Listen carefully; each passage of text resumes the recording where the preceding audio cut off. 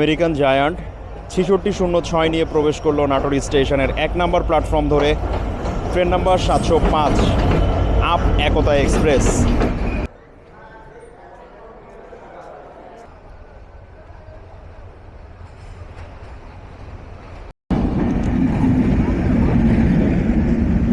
Train number 794 6319 locomotive নিয়ে প্রবেশ করলো নাটোর রেলওয়ে স্টেশন। পঞ্চগড় থেকে ঢাকা অভিমুখী আন্তনগর পঞ্চগড় এক্সপ্রেস।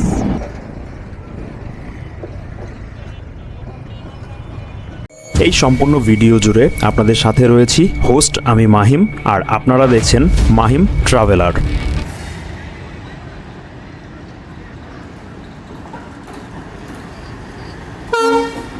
প্রতিটা ট্রেন শুধু মানুষ বহন করে না, বহন করে হাজারো স্মৃতি, স্বপ্ন, জীবনের মোড় ঘুরিয়ে দেওয়া গল্প। আজ আমরা বসেছি নাটোর স্টেশনের 2 নম্বর প্ল্যাটফর্মের বটগাছের নিচে। শুনবো এমন একজন মানুষের গল্প যার জীবনের চাকা একদিন রেলের চাকার সঙ্গেই ঘুরতে শুরু করেছিল। আসসালামু আলাইকুম, আমি মাহিম। আজকের ভিডিওটা একটু ভিন্ন, কোনো ট্রেন রিভিউ নয়, কোনো ভ্রমণ নয়। আজ আমরা গল্প শুনবো। আমাদের সঙ্গে আছেন নাটোরের বাসিন্দা আশরাফুল আলম। এই মুহূর্তে আমরা বসে আছি নাটোর স্টেশনের 2 নম্বর এবং 3 নম্বর প্ল্যাটফর্মের মধ্যবর্তী যে বটগাছটা রয়েছে, যেটা আমি আপনাদেরকে বলেছি, সেই বটগাছের নিচে। তো এই মুহূর্তে আমার সাথে আশরাফুল আলম ভাই রয়েছে।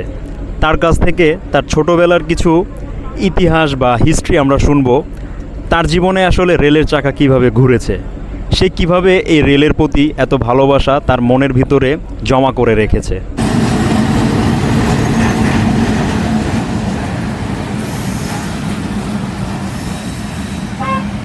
অ্যাট ফার্স্ট আমি যখন ট্রেনে ভ্রমণ করি তখন আমি অনেক ছোট ছিলাম। আমি ঠিক তখন ক্লাস 1 বা প্লেতে পড়ি। মনে আছে তখন আমি আমার আব্বার সাথে আসছিলাম হচ্ছে নাটোর রেল স্টেশনে। সঙ্গে আমার আরেকটা সহপাঠী ক্লাসমেট ছিল, ওর নাম শামসুল। ওর আব্বার সাথে আসছিল। আমরা 2 বন্ধু, ওর বাবা আর আমার বাবা, মোট 4 জন। আমরা স্টেশনে অ্যাট ফার্স্ট আসি। আমি তখনও জানতাম না নাটোর রেল স্টেশনটা আসলে কেমন, ট্রেন কেমন। এটা আমার কল্পনাতেও ছিল না যে ট্রেন একটা যানবাহন, এটা আবার কেমন। আমি এর আগে মানে ট্রেন ভ্রমণ করার পূর্বে আপনার হচ্ছে বাসে ভ্রমণ করছি অনেকবার, কিন্তু আমার কাছে একটা কৌতূহল ছিল যে ট্রেনটা আসলেই কেমন, দেখতে কত বড়, না জানি কত সুন্দর, একটা কৌতূহল কাজ করতো। তো স্টেশনে আসা পরে তখন ছোট ছিলাম, অধীর আগ্রহে ছিলাম। তো আমার আব্বা আমাকে অনেক খাবার কিনে দিচ্ছিল যে বাবা তুমি এটা খাও। তখন আমি খাচ্ছিলাম না বা নিচ্ছিলাম না, কিন্তু আমার কাছে তখন মনে হচ্ছিল যে বাবার কিনে দেওয়া খাবারের চাইতে আমার কাছে ট্রেনটাই যেন একটা প্রিয় বস্তু বা প্রিয় জিনিস। কখন আসবে ট্রেন, অধীর আগ্রহে ছিলাম। ঠিক সে সময় সকালকার ট্রেন ছিল, আনুমানিক সে সময় হয়তো বা 8টা-9টা হবে। ঠিক সেই মুহূর্তে নাটোর স্টেশনের সেই জায়গা, ওই জায়গাটা এখনও ওই রকমই আছে, বাট একটু চেঞ্জ হয়েছে। নদীর মতো এসে দেখলাম যে আসলে এটা আসলে নদীর মতো একটা জায়গা। তো এই জায়গা দিয়ে দেখলাম একটা ইঞ্জিন বা একটা বস্তু আসতেছে। আমি আমার আব্বাকে জিজ্ঞেস করলাম যে আসলে আব্বা এটা কি? তো উনি বললো এটাই সে প্ল্যাটফর্ম, এদিক দিয়ে ট্রেন যাতায়াত করে বা এখানেই ট্রেন থামে, আর এই ট্রেনে চড়ে আমাদের যাইতে হবে। তো মনের মধ্যে তখন একটা এত আনন্দ ফিল হলো যে আজকে আমি আমার জীবনে এই প্রথম নাটোর থেকে সান্তাহার পর্যন্ত যাব। তো যাই হোক, অনেক আনন্দ উৎসাহ নিয়ে ট্রেনে উঠলাম।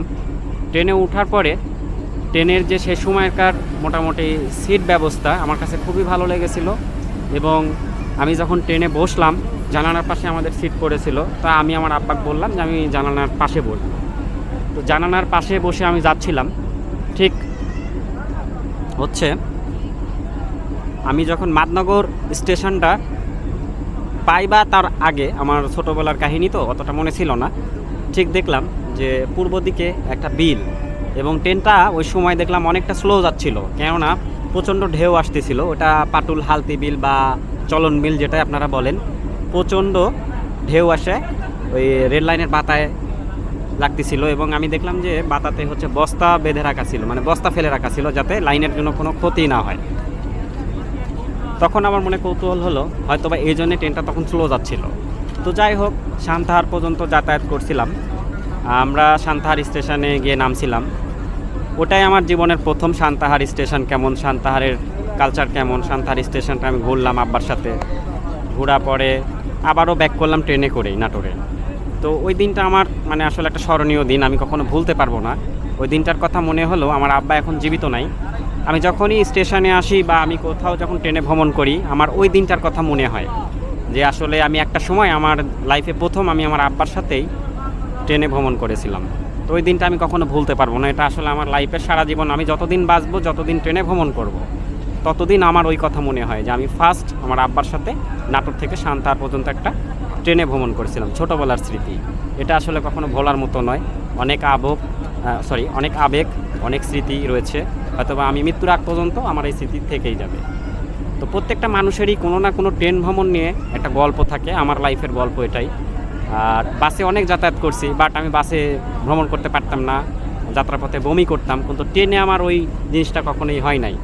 তো সেই থেকেই মূলত আসলে ট্রেন আমার একটা পছন্দের বাহন বা ভালো লাগা, ভালোবাসার একটা মানে জিনিস। আর এখন 2026 সাল, আজ থেকে প্রায় 1.5 কি 2 বছর আগে ইউটিউবে স্ক্রল করতে করতে মাইম ট্রাভেলার মাইম ভাইয়ের ভিডিও আমার সামনে আসে, মানে হোম পেজে আসে। তো আমি ক্লিক করলাম, মাইম ভাইয়ের ভিডিও আমি দেখলাম। ওনার ভিডিওগুলো দেখে আমি আসলে অনুপ্রাণিত হই, প্রত্যেকটা ভিডিও আমি ওনার দেখতাম। যদিও আমি ইউটিউবে অন্য ক্যাটাগরিতে কাজ করতাম, তারপরেও একটু সময় পেলেই ভাইয়ের ভিডিওগুলো দেখতাম। ভাইয়ের ভিডিওগুলোতে অনেক ইনফরমেশান আমি পেতাম, যে কোন রুটে কোন ট্রেন চলে, কোন স্টেশনে কোন ট্রেন দাঁড়াচ্ছে, হ্যাঁ, এবং সেই ট্রেনটা কত স্পিডে যাচ্ছে। ভাই কিন্তু একবার A to Z তথ্য। আর বিশেষ করে ভাইয়ের একটা ভিডিওর টপিক আমার ভালো লাগে, যখন কোনো ট্রেন কোনো একটা জংশন রেলওয়ে স্টেশনে যায়, ভাই এত সুন্দর করে বুঝায় দেয় যে এটাকে কেন জংশন করা হলো, এই লাইনটা কোন দিকে চলে গিয়েছে, এই লাইনটা কোথায় গিয়েছে, কেন ভাগ হলো। এই জিনিসগুলো কিন্তু অন্যান্য ইউটিউবাররা দেয় না, যেটা আমাদের মাইম ভাই দেয়, ইনফরমেশানগুলো কালেক্ট করে দেয়। তো এই জিনিসটা আমার সবচেয়ে ভালো লাগে, মাইম ভাইয়ের এই জিনিসগুলো আমার সবচেয়ে ভালো লাগে। আর বিশেষ করে মাইম ভাইয়ের আরেকটা ব্লগ আমার খুবই ভালো লাগে। উনি যখন 4.8 কিলোমিটার লোহার খাঁচায় প্রবেশ করে, উনি কিন্তু আগেই অ্যানাউন্স করে দেয় যে আমাদের ট্রেন এখন প্রবেশ করছে 4.8 কিলোমিটার, দেশের সর্ববৃহৎ রেল সেতু। এই ভয়েসটা যখন আমার কানে আসে আর যখন আমি এই ভিউটা দেখি, আমার মনে হয় না যে তার ভিডিও দেখছি, আমার মনে হয় যে আমি স্বয়ং ওই জায়গায় আছি। তো এতটাই ভালো লাগে মাহিম ভাইয়ের ভিডিওগুলো, আসলে কি বলবো, খুবই ভালো লাগে। আর আমি কখনো কল্পনা করি নাই যে মানুষটার ভিডিও আমি দেখতাম বা যার ভিডিওগুলো আশায় থাকতাম যে তার ভিডিওটা কখন পাবলিশ হবে, সে সময়টা ওয়েট করতাম, কিন্তু সেই মানুষটার সাথে কাকতালীয়ভাবে আমার পরিচয় হয়েছে, তার সাথে আমার কথা হয়, তার সাথে আমার সরাসরি সাক্ষাৎ হয়। সে আমার বাসায় আসে, সে আমার বাসায় থাকে, আমি তাকে নিয়ে গোটা নাটোর, সমস্ত নাটোর এক্সপ্লোর করি, তার সাথে নাটোর স্টেশনে এসে সময় পার করি। এটা আসলে আমার কাছে একটা স্বপ্ন, কেননা এই মাইম ভাইয়ের অনেক ভক্ত আছে যারা আসলে স্টেশনে, আপনারা দেখছেন অনেক ব্লগে, ঘন্টার পর ঘন্টা তার সাথে একটু সাক্ষাৎ করার জন্য তারা তো অধীর আগ্রহে থাকে, ঘন্টার পর ঘন্টা থাকে। কিন্তু সেই জিনিসটা উপরওয়ালার ইচ্ছায় হয়তো বা মাইম ভাইকে আমি পেয়ে গেছি। আসলে এটা আসলে আল্লাহ তাআলার ইচ্ছা। তো এই ছিল হচ্ছে আজকের আমার একটা সংক্ষিপ্ত মানে আমার লাইফ হিস্ট্রি। আরও হিস্ট্রি আছে ট্রেন নিয়ে। তারপরে দ্বিতীয় যে ভ্রমণটা করেছিলাম, তখনও আমি ছোট, ক্লাস 2-এ পড়ি। আমার এক ফুপা ছিল, উনি হচ্ছে পুলিশে জব করতো। সম্ভবত সেই সময় খুলনার সবচেয়ে ডেঞ্জারাস একটা পার্সন ছিল, সেটা হচ্ছে এরশাদ শিকদার। অনেকে আপনারা জানেন, এরশাদ শিকদারের হিস্ট্রি আপনারা জানেন। তো ঠিক সেই সময় আমার ফুফা খুলনাতে উনি চাকরি করতো। উনি সে সময় সম্ভবত হাবিলদার পোস্টে ছিল। তো দ্বিতীয়টা ওই ভ্রমণটাই ছিল, সেটারও একটা হিস্ট্রি। সেটা হচ্ছে রমজান মাস ছিল। রমজান মাসে আমরা নাটোর স্টেশনে রূপসা এক্সপ্রেস ট্রেন, ওটা আমার দ্বিতীয় ভ্রমণ ছিল, রূপসা এক্সপ্রেস। ঠিক দুপুর 12টায় আমরা স্টেশনে আসি, সেইটা ছিল রমজান মাস। আমার মনে আছে, আমি ছোটোবেলায় সে সময় রোজা থাকতাম না, বাট ফুপি আমাদের জন্য এই যে লুচি আর হলো হচ্ছে ছোটো ছোটো যে বুন্দিয়া যেগুলো বলা হয়, ছোটো ছোটো মিষ্টি, যে গোল গোল শুভ হালখাতাতে যারা আসলে যে মিষ্টিগুলো দিয়ে থাকে, এই মিষ্টি আর হলো যে ফুপির হাতে বানানো রুটি, লুচি, এগুলো আসলে মূলত আমরা ইফতারির জন্য নিয়েছিলাম। আমরা সে সময় ছোটো ছিলাম। তো মোটামুটি পাকশি ব্রিজ যখন পার হচ্ছিলাম, যেটা হার্ডিং ব্রিজ বলা হয়, আমি জানালার পাশে ছিলাম এবং আমার ফুফাতো ভাই ছিল। ওই ব্রিজটা যখন আমি ক্রসিং করি, তখন আমার ভেতরে এতটাই ভয় কাজ করছিল, এই বুঝি ট্রেনটা পড়ে যায় নিচে, এই বুঝি আমরা মনে হয় শেষ, আল্লাহ ট্রেনটা কখন পার হবে ব্রিজটা, মনের মধ্যে এই আতঙ্ক ছিল। আর নিচে যখন তাকাই পানি অনেকটা নিচে, মানে কি বলবো, মানে মুখ চোখ শুকায় যাওয়ার মতো অবস্থা, যে বোধহয় এটাই বোধহয় লাইফের শেষ ভ্রমণ হতে যাচ্ছে। একটা কৌতূহল ছিল যদি এখান থেকে পড়ে যাই আমরা কি বাঁচবো আদিও। তো যাই হোক, আমরা যখন ব্রিজটা ক্রসিং করলাম তখন মানে প্রাণে একটা স্বস্তি আসলো। সেই খুলনা রেলওয়ে স্টেশনে চলে গেলাম আমরা, রাত তখন 8টা কি 8:30 বা 9টা বাজে। ওইখানে গেলাম, যাওয়ার পরে আমরা নামলাম, দেখলাম যে ওইখানেই লাইনের শেষ, আর কোথাও ট্রেন যাবে না। এখন আমি আমার আব্বারে জিজ্ঞেস করলাম যে ট্রেন কি আর কোথাও যাবে না? তখন আমার আব্বা বললো যে এদিকে আর লাইন নেই, এদিকে সমুদ্র, মংলা বন্দর বা এরকম, ওইদিকে আর লাইন যাওয়ার মতো জায়গা নেই, এই পর্যন্ত শেষ। তো তখন আমার খুবই ভালো লাগলো যে আর যাই হোক আমি নাটোর স্টেশন থেকে খুলনা পর্যন্ত আসছি এবং রেলের শেষ মাথা পর্যন্ত আসছি। এটা আমার জীবনের একটা সার্থক ভ্রমণ, ওটাই ছিল আমার দ্বিতীয় ভ্রমণ। তারপরে আর আসলে ট্রেনে তেমন একটা ভ্রমণ করা হয় নাই। আমি যখন ক্লাস ইন্টারে পড়ি তখন একদিন মনে হলো যে আরেকটা ট্রেন ভ্রমণ করব। তখন আমি এই নাটোর স্টেশন থেকে, ট্রেনটার নাম মনে নাই, রাজশাহীতে গিয়েছিলাম। তো ওই ট্রেনটাতে যেতে আমার সময় লাগছিল প্রায় 2 ঘন্টার উপরে বেশি, অথচ বাসে যদি যাইতাম আমার সময় লাগতো 45 মিনিট বা 40 মিনিট। তারপরেও যে আমি যে ফিলিংসটা পাইছি রাজশাহী পর্যন্ত ভ্রমণ করার, এই ফিলিংসটা আমি বলে বোঝাতে পারবো না। আর এরপর থেকে অসংখ্যবার ট্রেনে ভ্রমণ করছি, ঢাকাতে গিয়েছি। আর রিসেন্টলি যখন আমি একটা ব্লগ ভিডিও বানাচ্ছিলাম সেই সময় আমি জানতাম না যে আসলে ঢাকার টঙ্গী যে জংশন রেলওয়ে স্টেশন আছে ওইখানকার অবস্থা। ওইখানে আমি আমার এই যে এই ফোনটা দিয়ে ভিডিও করতে করতে যাচ্ছিলাম, আর মাহিম ভাইয়ের সাথে কিন্তু আমার ফোনে কথা হয়েছিল যে ভাই আমি ঢাকায় আসছি, উনি কিন্তু আমারে বলবে যে ভাই টঙ্গীতে ভিডিও করেন না, শ্যুট করেন না। আমি ওই সময় ফোনটা কেটে দিয়েছিলাম। তা আমি ভিডিও করতে করতে যাচ্ছিলাম, ট্রেনটা খুব স্লো যাচ্ছিল এবং কার্ভ নিয়ে যাচ্ছিল। আমি ভিডিও করছিলাম, ঠিক ওই সময় আমার এই ফোনের টাইপডের উপরে লাঠি দিয়ে বাড়ি মারে এবং ফোনটা পড়ে যায়। ট্রেন স্লো থাকার কারণে আমিও নেমে পড়ে আমি আমার ফোনটা তার হাতের থেকে নিয়ে নিই, তার কাছ থেকে আমি জোর করে ছিনাইনি। আসলে এটা আসলে আমি অনেকটা লাইফের রিস্ক নিয়েছিলাম। আসলে প্রত্যেকটা মানুষেরই ট্রেন ভ্রমণ নিয়ে অনেক গল্প আছে, অনেক হিস্ট্রি আছে। আমরা যদি বলি তাহলে ব্লগটা অনেক বড় হবে, বলে শেষ করা যাবে না। তো এরকম অনেক হিস্ট্রি আছে। তো যাই হোক, সেই দিন মানে দিনটা ভোলার মতো নয়, অনেক স্মৃতি আছে। তারপর ঢাকায় পৌঁছি, তারপরে মাইম ভাইকে ফোন দিলাম যে ভাই এই ঘটনা।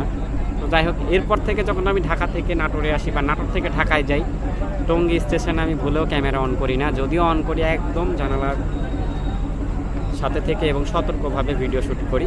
আর ম্যাক্সিমাম সময় আমি ওটা স্কিপ করেই যাই। তো এই হচ্ছে মোটামুটি আমার একটা ট্রেনের গল্প। আর আজকে বসে আছি এই যে মাইম ভাইয়ের সাথেই বসে আছি নাটোর রেলওয়ে স্টেশনে। আজকের এই সময়টা আমার জন্য একটা স্বপ্নময় সময়। মাইম ভাইয়ের সাথে যে সময়টা কাটাচ্ছি, হয়তো বা মনে হচ্ছে আমার ভেতরে একটা ফিলিংস আসছে যে এই বুঝি এই সময়টা চলে যাচ্ছে, কালকে হয়তো বা এই সময়টা মাইম ভাইকে আমি আর পাবো না, এই সময়টা মিস করব। যদিও মিস করি সমস্যা নাই, এই স্মৃতিগুলো হয়তো বা তার ইউটিউব চ্যানেলে বা তার ফেসবুক পেজের প্ল্যাটফর্মে আজীবন থেকে যাবে। যখনই মনে হবে এই দৃশ্যগুলো বারবার রিপিট করে আমি দেখব এবং আমি আমার ফেসবুকের আইডিতে শেয়ার করে রাখব। যখনই মাইম ভাইয়ের কথা মনে হবে বা আমার এই স্মৃতিগুলো মনে আসবে, তখন আমি এটা আবার রিপিট করে তার চ্যানেলে গিয়ে দেখব। তো এই ছিল। আপনাদেরও যদি কোনো ভ্রমণ গল্প থেকে থাকে অবশ্যই আমাদের মাইম ভাইয়ের সাথে আপনারা যদি কখনো সাক্ষাৎ করেন আপনাদের ভ্রমণ গল্পগুলো বলতে পারেন। তো আমরা কথা বলতে বলতেই একটি ট্রেন প্রবেশ করলো নাটোর রেলওয়ে স্টেশনের, সম্ভবত এটা 2 নম্বর প্ল্যাটফর্মে।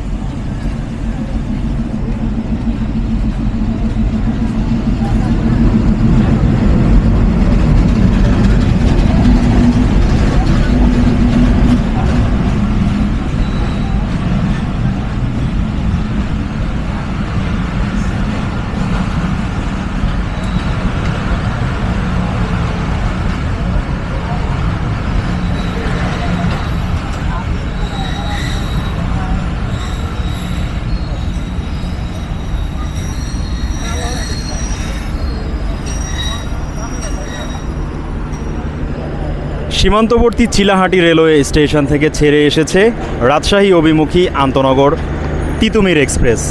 নাটোর স্টেশনের 2 নম্বর প্ল্যাটফর্মে এইমাত্র অ্যারাইভেল নিল। আর এতক্ষণ আমরা গল্প করছিলাম নাটোরের বাসিন্দা আশরাফুল আলম ভাইয়ের সাথে।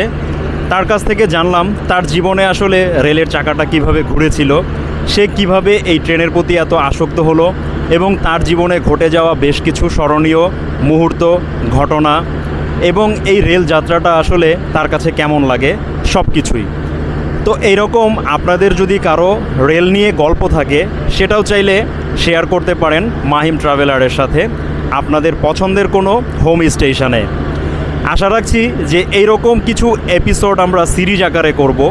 বিভিন্ন রেলপ্রেমী মানুষজন যারা রয়েছে তাদের জীবনের গল্প শুনবো এবং সেগুলো যারা এই রেলপ্রেমী রয়েছে তাদেরকেও শোনাবো। তাই নতুন একটা উদ্যোগ নিয়েছি, এগুলো সিরিজ আকারে আপনাদের সাথে আগামীতে শেয়ার করব ফেসবুক এবং ইউটিউব দুইটা প্ল্যাটফর্মে। এখন অবস্থান করছি নাটোর রেলওয়ে স্টেশনের 2 নম্বর এবং 3 নম্বর প্ল্যাটফর্মের মধ্যবর্তী অবস্থানে। তো এখান থেকেই আজকের এই পডকাস্ট অনুষ্ঠানটা আমরা সমাপ্ত করতে চাচ্ছি, কারণ ভিডিওটা আর লম্বা করতে চাচ্ছি না এই কারণেই, কারণ হয়তো এইটা অনেকের কাছেই একটু বিরক্তির কারণ হতে পারে। তাই বিরক্তির কারণটাকে আমরা না রেখে এটাকে আসলে কিভাবে ইন্টারেস্টিং করা যায় এবং কিভাবে এটার সাথে আপনি আপনার নিজের জীবনের গল্পকে মিলাতে পারবেন, বা এরকম একটা গল্প আপনার জীবনেও রয়েছে সেই জিনিসটা আপনি রিলেট করতে পারবেন, সেটারই ক্ষুদ্র প্রচেষ্টা। তাই এই প্রত্যাশায় আজকের মতো এখানেই বিদায় নিচ্ছি। সবাই ভালো থাকবেন, সুস্থ থাকবেন, আমাদের জন্য সবাই দোয়া করবেন যেন আগামীতে আপনাদেরকে আরও সুন্দর সুন্দর কাজ উপহার দিতে পারি, আরও সুন্দর সুন্দর রেল আমাদের দেশে আসবে। আগামীতে হয়তো ব্রডগেজের অনেক কোচ আসবে এবং আগামীতে নিউজ দেখলাম যে আমাদের বাংলাদেশে যেই কয়টা জেলা রেলের আওতাধীন রয়েছে সাথে আরও 10টা জেলাকে কানেক্ট করা হবে। সেই সাথে মিটার গেজ বা ব্রডগেজ আরও ট্রেন সংখ্যা বাড়বে, ওই ট্রেনগুলোতেও যাত্রা করব এবং পূর্বের যে ট্রেনগুলো রয়েছে ওই ট্রেনগুলোতে আপনাদের যাত্রার অনেক গল্প রয়েছে, অনেক ইতিহাস রয়েছে, সেগুলো না হয় একটা সময় আপনার পছন্দের স্টেশনে আপনার মুখ থেকেই শুনবো। সেই সুবাদে এই চ্যানেল বা এই পেজের মাধ্যমে আমরা এই রিলেটিভ যারা মানুষজন রয়েছে তাদেরকেও শোনাবো, যাতে করে তারাও অনুপ্রাণিত হয় তাদের গল্পগুলো বলার জন্য। তো আজকের মতো এখানেই বিদায় নিচ্ছি। সবাই ভালো থাকবেন, সুস্থ থাকবেন, নিজের যত্ন নেবেন, পরিবারের যত্ন নেবেন এবং নিজের কাজটাকে নিজে সুন্দরভাবে করবেন যেন আপনার কাজকে আরেকজন সম্মান করে আপনাকে ভালোবেসে, এবং আপনি আপনার কাজে যতটুকু সময় ব্যয় করবেন ঠিক অপরজন দেখবেন তার সময় ব্যয় করে আপনার জন্য অপেক্ষা করবে। তো সবাই ভালো থাকুন, সুস্থ থাকুন, এই প্রত্যাশায় আজকের মতো এখানেই বিদায় নিচ্ছি। আমি ছিলাম আপনাদের সাথে মাহিম ট্রাভেলারের পক্ষ থেকে হাসিবুল হাসান মাহিম, আর আমার পাশে রয়েছে আশরাফুল নাটোর ব্লগসের পক্ষ থেকে আশরাফুল আলম। তো আমাদের সবার পক্ষ থেকে রইল আপনাদের জন্য শুভকামনা। আল্লাহ হাফেজ, আসসালামু আলাইকুম, থ্যাঙ্কস ফর ওয়াচিং।